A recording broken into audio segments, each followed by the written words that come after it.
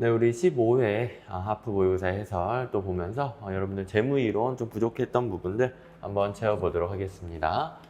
자, 우리 전통적 예산제도부터 나오죠? 품목별 예산제도.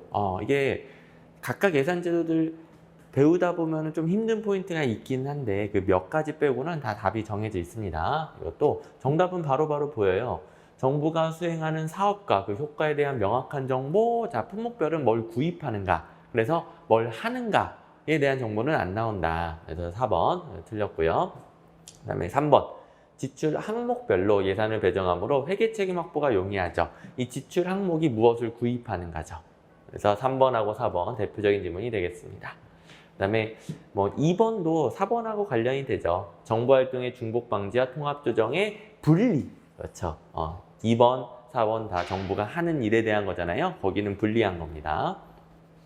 고요. 2번 보시면 성과주의 예산제도가 성공적으로 도입 운영되기 위해 중시되어야 하는 것은, 자, 성과주의잖아요. 성과주의. 1번은 당연히 지워야 되겠고, 2번 장기적인 계획, 이것도 없죠. 계획예산제도죠. 그 다음에 4번 합법성 위주의 회계감사, 이게 정해진 그대로 지켰느냐, 이거 회계책임과 관련된 내용이 되겠습니다. 물론 예산으로 정했다고 해서 법률 이런 건 당연히 아니지만 합법성, 이거 형식적인 걸 말해요. 그래서 회계책임과 관련된 거 4번 틀렸고요. 그 다음에 성과주의에서는 업무 단위 곱하기 단위 원가로 예산을 배분하잖아요. 업무 단위와 단위 원가 산정하는 기법이 정확할수록 예산 배정이 잘 되겠죠. 정답은 3번. 그 다음에 3번 기획예산제도의 특성에 해당하는 것은, 자, 일단 하향적이다, 총체적이다, 이런 정답이 정해져 있는 것들을 지워버리고요. 그 다음에 3번 의사결정 책임이 집권화되어 있고 입법부가 몰라 잘. 입법부가 통제하기 어려워서 입법부가 엄청 싫어했죠. 이거. 그 다음에 4번 정책결정 단위가 정책결정 패키지를 작성하고 사업 우선순위 선정을 중시한다. 이러면 연기준이죠. 의사결정 패키지 나오는 거 연기준. 그래서 이게 지우다 보면 2번 남습니다. 공공사업의 비용과 편익의 계량화적인 측정이 중요하겠죠.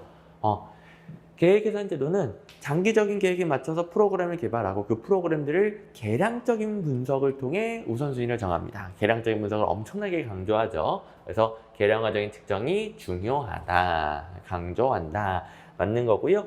지금 보시면은 내용은 어렵지만 정답이 아닌 거 골라내는 것은 그리 어렵지 않을 거예요. 그래서 1, 3, 4번 잘 지워서 골라내시면 되겠습니다. 네, 여러 가지 섞여 있네요. 1번부터 쭉 볼까요? 품목별과 성과주의 예산은 점증적 방식에 의한데요.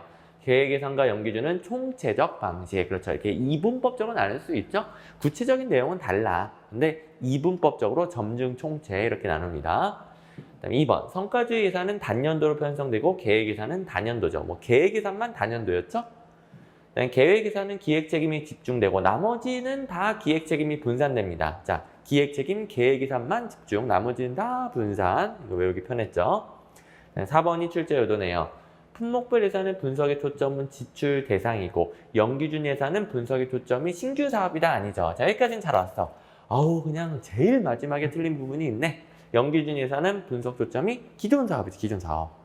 자, 신규 사업도 분석하는데 연기준은 기존 사업을 제대로 다시 평가해서 감축하려는 거예요. 그러니까 신규 사업 분석은 좀 소홀하겠죠? 기존 사업도 감축할 판국에 신규 사업 도입할 돈이 없잖아요. 오케이. 그래서 다 맞는데 제일 끄트머리가 틀렸네요. 자, 연습입니다, 연습. 이렇게 전통적 예산제도 배울 땐 어려웠는데 그냥 선생님이 정해준 정답 정확하게 외우고 헷갈리는 몇 개만 좀 신경 쓰면 되는구나. 문제 쉬워요. 다 알려준 것들이죠. 그 다음에 5번 연기준 예산제도의 특징에 대한 설명으로 옳지 않은 것은, 자, 여기 또 나오네요. 연기준 총체주의적이다. 그리고 뒷부분에 출제요도가 있는데요. 연기준은 상향식이에요, 상향식. 그죠? 연기준은 의사결정 단위에서 알아서 정해서 올립니다. 상향식, 그리고 분권화된 방식이었죠. 그 다음에 3번에 연결된 거 있네요. 분권적 참여적이다. 그래서 연기준은 계획예산제도가 너무 지나치게 집권적이고 참여가 없기 때문에 그걸 보완하기 위해 상향식으로 바꾸면서 분권적 참여적인 예산제도를 만든 거예요. 2번 역시 앞에 나온 거 반복인데요. 모든 사업을 체계적으로 분석하는 계획예산제도와는 달리 연기준 예산제도는 기존 사업의 재평가, 그렇죠? 신규 사업이 아니라 초점 기존 사업의 재평가에 초점을 둔다. 이렇게 계획예산제도하고도 비교해서 서술할 수 있죠. 자, 품목별하고도 비교해서 서술할 수 있고 계획예산이랑 비교해서 서술할 수도 있고 2번은 제가 옳게 해놨고요. 네, 4번. 점증예산제도가 전년도 예산 수준을 기준으로 한다. 점증주의는 기존 게 거의 그대로 가는 거예요. 그러니까 전년도 예산을 기준으로 한다. 이 표현 이해되죠? 영기준 예산은 전년도 예산 무시, 백지 상태에서 0 수준에서 새로운 예산을 결정합니다. 이제 표현들 들어오죠?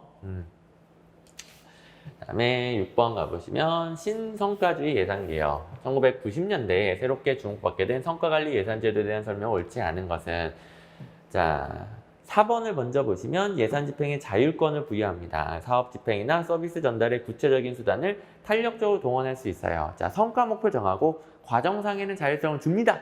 그리고 성과로 책임지도록 하죠. 그래서 이렇게 자율성 준다. 1번 보시면 이 예를 이런 성과가 하는 일, 어떤 거리 청소 사업 이렇게 하는 일 이렇게 예산을 배분하는 거죠. 그리고 그 결과물, 실제 청결도, 주민의 만족도를 다음 연도 예산에 배분하는 것이죠. 그렇죠? 성과로 책임진다는 게 무슨 말인지 알겠죠? 그다음에 이런 성과주의 예산제도 모든 조직에 공통적으로 적용할 수 있는 표준적 성과 측정 지표를 개발하기 어렵다는 점은 성과관리 예산제도의 단점으로 지적될 수 있겠죠. 그렇죠?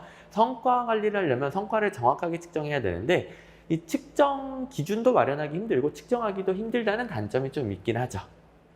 3번 이거 낚시당하면 안 된다고 그랬죠? 지출 통제 낚시 문제로 잘 나온다고 그랬어요? 자 신성과주의 예산제도의 대표적인 제도인데 이건 총 지출을 통제합니다. 예산 개개 항목에 대한 통제가 아니라 총 지출만 통제하고요. 나머지는 자율성을 부여한다. 정답은 3번. 그다음에 7번 총액 배분 자율 편성. 자, 총액 배분 자율 편성도 지출 통제 예산이랑 맥락이 같죠. 근데 우리나라에서는 총액 배분 자율 편성을 쓰는데 이건 부처별로 총액을 정해주고 부처가 그 안에서 자율적으로 편성합니다. 그래서 총액 하향식 배분 자율 편성. 자, 1번.